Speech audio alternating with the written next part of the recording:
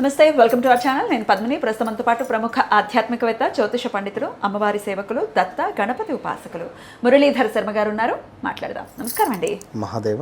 ధనుసు రాశి వారికి ఈ 138 రోజులు అంటే శని వక్రగతి రీత్యా ఎటువంటి ఫలితాలు ఉంటాయండి? అర్ధాష్టమ శనితో ఖచ్చితంగా వీరు ఇబ్బంది పడుతూ ఉన్నారు. మరి దాని ఇంపాక్ట్ ఏమైనా తగ్గుతుందా? అసలు ధనుసు రాశి వారికి ఎలా ఉంటుంది?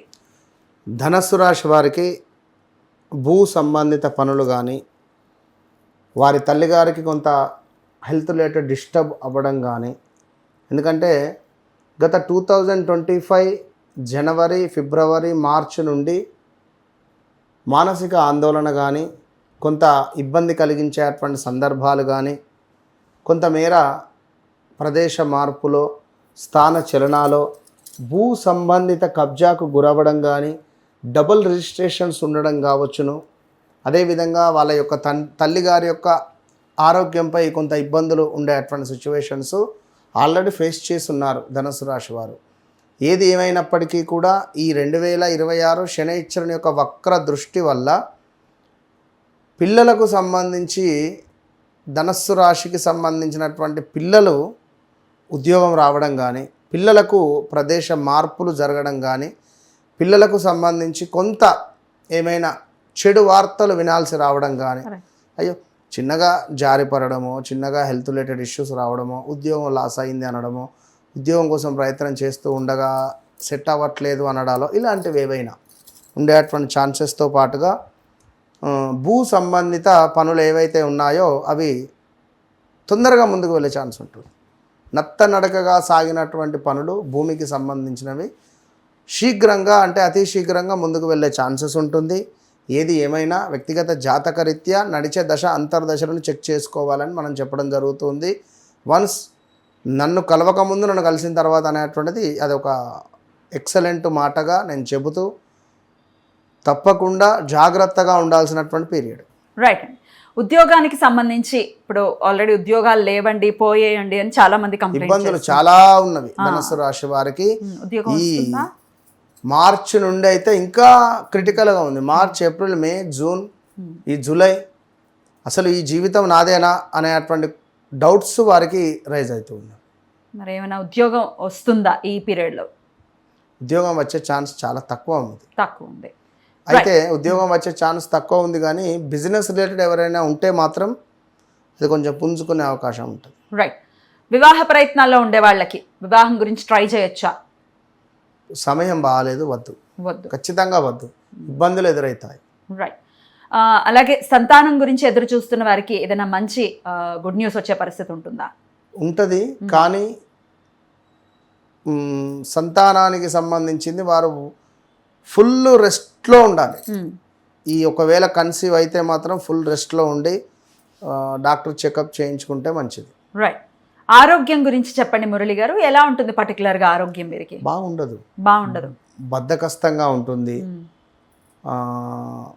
ఇబ్బంది ఖచ్చితంగా. గైనిక్ రిలేటెడ్ కానీ, ఇందాక చెప్పుకున్నట్టుగా లైక్ దాన్ని ఏమంటారు, కిడ్నీలకు సంబంధించినటువంటి ఇది మినిమము స్టోన్స్ 10 mm 8 mm ఉండే ఛాన్స్ ఉంటుంది. అదేవిధంగా చెస్ట్ రిలేటెడ్ నంజు ఫామ్ అవ్వడం కావచ్చును, యూరిన్ ఇన్ఫెక్షన్ కానీ కొంత ఉండే ఛాన్స్ ఉంటుంది. సో ధనుసు రాశి వారికి ఇటువంటి ఇబ్బందులు ఉన్నాయి అని చెప్తున్నారు కాబట్టి మరి ఎటువంటి పరిహారాలు చేసుకోవాలి శని నుంచి, ఆ ఇంపాక్ట్ నుంచి బయటపడడానికి అనేది ఇప్పుడు తెలుసుకుందాం. మరి ఆ పరిహారాలు చెప్తారా? ఇక్కడ ఈ రాశి ఆ రాశి అనేటువంటిది కాకుండా ద్వాదశ రాశులలో మనకు శనైశ్వరునికి సంబంధించినటువంటి ఒక వక్ర దృష్టి అనేటువంటిది, వక్ర దృష్టి అనగానే కేవలం మనకు వెనక భావము అంటే clockwise, anticlockwise అనేటువంటిదే కాకుండా ఒక బంతి అనేటువంటిది నేల మీద కొడితే అది ఎంత ఫాస్ట్గా కిందికి వెళ్ళి అంతకంటే డబల్గా పైకి వస్తుంది. కనుక శనైశ్వరుడు ఉన్నటువంటి భావం నుండి వెనక భావాన్ని ఏ విధంగానైతే చూస్తున్నాడో అంతే ఫాస్ట్గా దాని ముందు భావాన్ని కూడా చూస్తాడు. సో ఉదాహరణకు ఇప్పుడు ధనస్సు అనుకుంటే, ధనస్సు వారికి 4వ భావంలో ఉన్నాడు. 4వ భావం నుండి 3వ భావాన్ని చూస్తూ ఎట్ ద సేమ్ టైం పంచమ భావాన్ని కూడా చూస్తాడు. కనుక ఓవరాల్గా ఒక ధనస్సు ఇది అని కాదు, మకరం కానీ, కుంభం కానీ, మీనం కానీ, మేషం కానీ, ఎవ్రీథింగ్ ఏ రాశి వారైనా కూడా ఖచ్చితంగా శనేశ్వరునికి సంబంధించినటువంటి కుదిరితే మీ స్తోమత మేరకు ఏదైనా ఒక హోమము కానీ, ఎందుకంటే ఇప్పుడు రేపటి కాలంలో మనకు ముందు శనేశ్వరుడు వెళ్ళేటువంటి పీరియడ్ ఏదైతే ఉందో అది ఇంపార్టెంట్. వక్ర దృష్టి అనేది మనకు ఈ యొక్క జూలై 27 నుండి డిసెంబర్ 11 వరకే ఉంటున్నది. ఇందులో చివరి 2 నెలలు చాలా డేంజర్ జోన్లో ఉంటుంది ఖచ్చితంగా. కనుక కుదిరితే చండీ హోమం కానీ ఇప్పుడు మన ఆధ్వర్యంలో అనుకుంటున్నాం, అమ్మవారి దయ వల్ల కామాఖ్యలో ఖచ్చితంగా సంకల్పం చేస్తున్నాము. కామాఖ్య అంటే చాలా అత్యంత పవర్ఫుల్ కలిగినటువంటి క్షేత్రం అందరికీ తెలిసిందే. సో అక్కడ చండీ హోమంతో పాటుగా శనేశ్వరునికి సంబంధించినటువంటి మూలమంత్ర హోమము నిర్వహించేటువంటి పరిస్థితి కలదు. కనుక ఇట్టి సుందరమైనటువంటిది అంటున్న సువర్ణ అవకాశం కాదు ఇది, సుందరమైనటువంటి అవకాశములో అందరూ పాల్గొనేటువంటి విధంగా, ఇప్పుడు మీరు నేను అనేటువంటిది కాకుండా సర్వదర్శనం ఏ విధంగా ఉంటుందో ఆ విధంగా అందరికీ, మధ్యతరగతి వారికి, ఉన్నవారికి, లేని వారికి అందరికీ ఒకటే బడ్జెట్, అందరూ పెట్టుకునేటువంటి బడ్జెట్. ఒక చిన్న ఫంక్షన్ చేస్తే ఎన్నో వేలు ఖర్చు పెట్టుకుంటున్నారు. అందులో సగం కూడా కాదు మనం చేసేటువంటి బడ్జెట్. కనుక మీ గోత్రనామాల మీద చేసుకోవడానికి మీరు సిద్ధమా అనేది మీరు గుర్తుంచుకోండి. ఎందుకంటే ఎన్ని రోజులు ఇదే విధంగా ఈ యొక్క కర్మలను అనుభవిస్తూ ఉంటారు. ఖచ్చితంగా ఏదో ఒకటి, ఇప్పుడు లక్షకు ₹1 తక్కువైనా కూడా దాన్ని లక్ష అన్నారు. కనుక చెప్పలేము, ఒకవేళ మీ యొక్క కర్మ అనేటువంటిది అక్కడ సిద్ధించవచ్చు. ఆ రూపాయి నేను కావచ్చును, ఒకవేళ చెప్పలేం కదా. లక్షకు ఆ ₹1 ఏ విధంగానైతే చేరిస్తే బ్యాలెన్స్ అవుతుందో, సో మీ కర్మకు ఒకవేళ కామాఖ్య అమ్మవారి యొక్క అనుగ్రహం తోడైతే రాబోయే రోజులలో విజయం మీదే. కనుక రాలేని వారు ఈ యొక్క రావి చెట్టు కింద దీపారాధన కావచ్చును, నల్ల నువ్వులు దానం కావచ్చును.